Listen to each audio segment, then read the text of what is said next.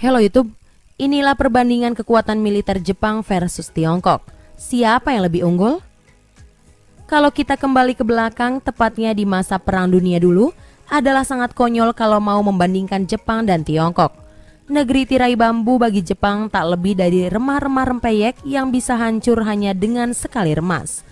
Tidak melebih-lebihkan karena kenyataannya memang begitu. Kamu pun tentu masih ingat bagaimana Jepang memporak-porandakan Tiongkok sedemikian rupa dan menjadikan penduduknya seperti mainan yang bebas pakai dan buang. Tapi cerita tersebut terjadi di masa lalu. Sepeninggal Jepang dan kepemimpinan beringas Mao Zedong, Tiongkok perlahan tapi pasti berangsur-angsur menguat.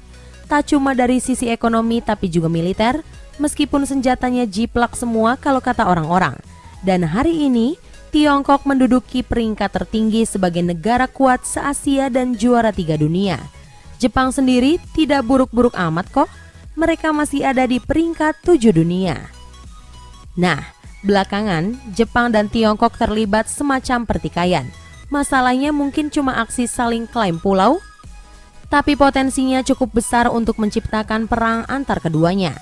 Tentu kita nggak berharap itu akan terjadi, tapi kalau seumpama pecah, kira-kira mana yang bakal jadi pemenangnya? Tiongkok yang hebat atau si mantan penjajah? Berikut informasinya. 1. Tiongkok sangat unggul di ranah darat. Kalau kita melihat data-data yang ada tentang kekuatan darat kedua negara, maka Tiongkok jelas diunggulkan. Sebagai negara dengan populasi paling edan, Tiongkok memiliki tentara dengan jumlah tak karuan. Totalnya sendiri sekitar 2,3 juta orang. Bagaimana dengan Jepang? Mereka hanya punya 1/10 tentara Tiongkok dengan jumlah personil aktif sekitar 250.000 orang saja. Kalau alutsista darat bagaimana? Tiongkok tetap lebih unggul. Tank dan kendaraan lapis tempur Tiongkok memilikinya lebih dari Jepang. Meskipun Jepang terlihat ecek-ecek, tapi kekuatan darat negara ini tak boleh dianggap enteng. Tiongkok boleh menang jumlah, tapi Jepang digadang lebih punya skill yang mumpuni. 2. Kekuatan udara keduanya timpang. Hal yang paling masuk akal kalau Jepang dan Tiongkok bergelut adalah keduanya bakal jual beli serangan udara. Alasannya lebih karena jarak dan juga efisiensi.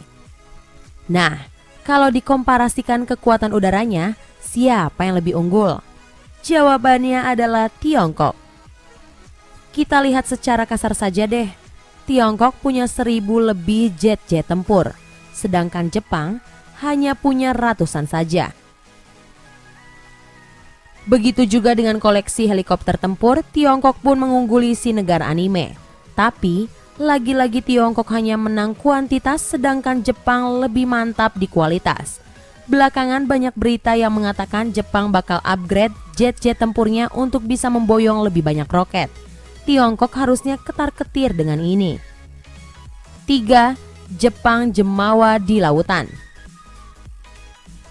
Sudah menjadi semacam fitrah kalau negara kepulauan selalu sangat kuat di lautan.